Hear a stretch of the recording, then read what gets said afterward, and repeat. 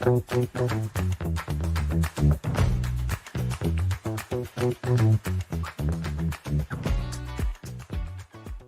Kristina. Hello, the Incrypted Conference, all the amazing people who are watching us today. I'm so happy to be here. Thank you so much. Thank you so much. First of all, for supporting our conference for press release. It's very important for us, and it's very interesting for me to speak with you in person, because we're some kind of colleagues, and we can find mutual questions which are interesting for both of us. And I would like to talk about the role of the media in boosting Web3, because we're different countries, Ukraine and US, but we also want to boost Web3 in Ukraine, and we want to understand how media can help with that. Can you?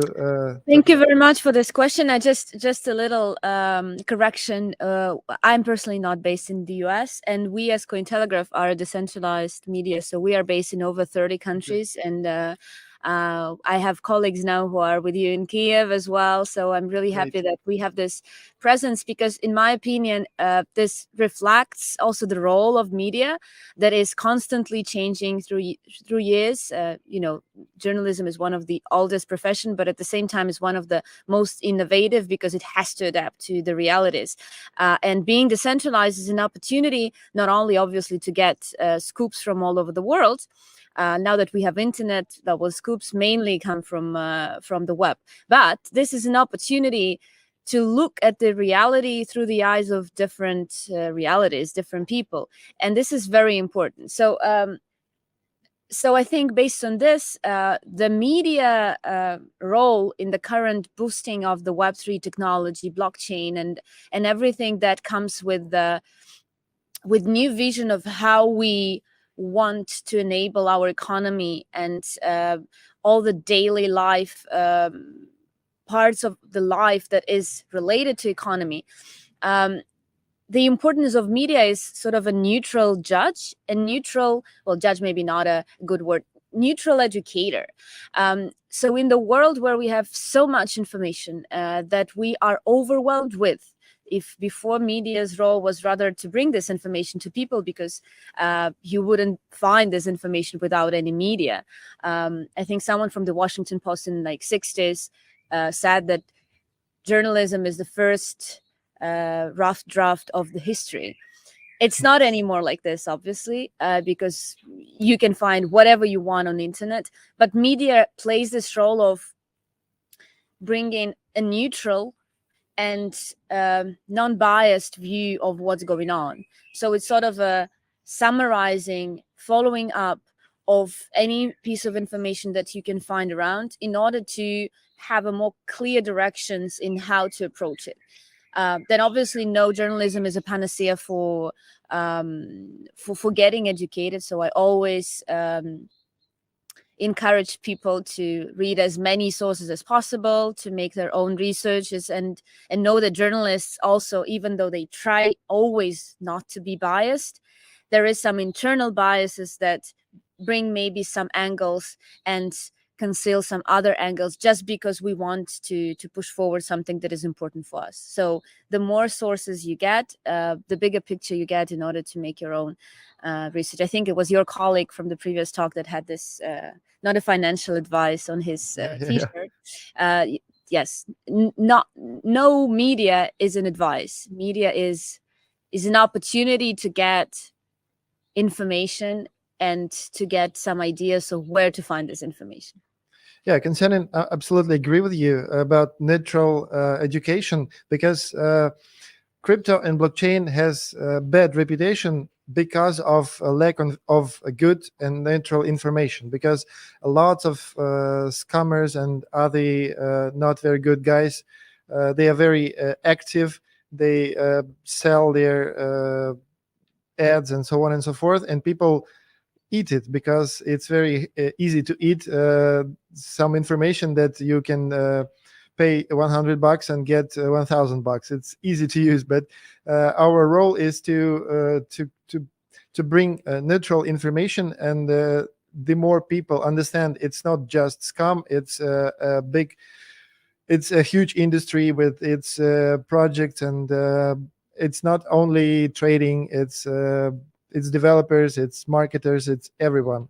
So the first role is neutral in education. I will use this words. Thank you. Like neutral education, it's very cool.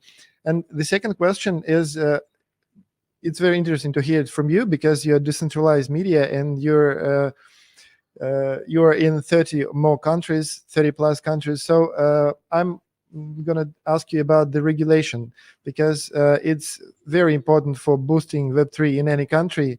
So maybe you have some ideas. So where's better, where's not so good, and what it's gonna be like regulation, the good regulation for crypto. Oh la la.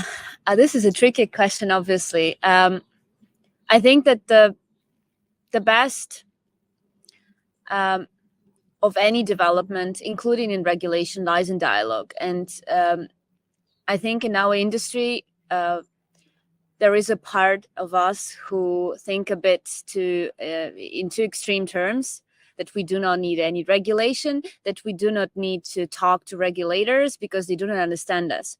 And well, partly this is true. But in my opinion, this is actually the reason why we have to talk to regulators. The only way to get proper, thoughtful, and boosting regulations is actually to be part of the discussions on regulations.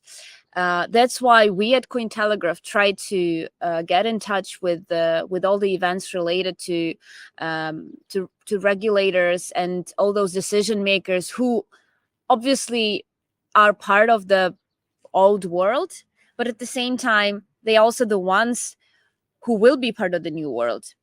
So I think the most progressive regulations are actually happening in those countries that enable this dialogue between innovators, startups, lobbyists for new technology, journalists, and regulators, and bring everyone on the same table. Thus, I can call some countries like Emirates, for example, that have some amazing internal system where everyone is collaborating and bringing on the table the results of their work. So the police, for example, is working with regulators in developing new laws, because they have cases of digital assets crimes that they can talk about as someone who knows about it, not just talking about some crimes that can happen and then can I mention and compare Binance and FTX without And Terra and so on. without treating them the same manner. So I think this is a much more wise approach. And we can see it in some of European countries as well. I can see it in Ukraine. And I think that what Ukraine has been doing recently is really amazing, and even more amazing in the view of what's going on in the country.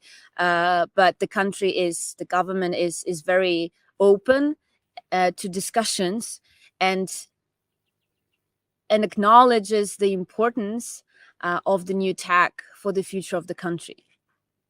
Yeah, we also trying to host this dialogue because tomorrow on our offline meetup we will have the guys from government, from National Bank, from Ministry of Digital Transformation, from Ukrainian CSEC, like SEC, I don't know how to call it. So they will talk about regulation. There will be a Q&A session with community. So I totally agree with you that dialogue is better than you not taking part in it and then say, I don't like it. It's like elections. You don't go to elections and think, I don't like this I like candidate. this comparison so much. This is amazing. Yeah. When people just sit at home and someone will elect for me and then I don't like this president. It's your choice not to make a choice, you know. Thank you so much. I guess we had only 15 minutes, right? Well, it went as usual as 2 minutes. Thank you so much. It was really an exciting discussion. And to everyone who is watching or who will be watching, I'm available on Twitter or LinkedIn, and happy to answer any questions, and always happy to discuss the future of crypto and the future of media. You're so welcome in Ukraine. I hope that someday we will meet in person. Me too. Because Thank you so much. we're waiting for you, and we'll be happy to host you offline. It was very interesting 15 minutes. Thank you for being with us.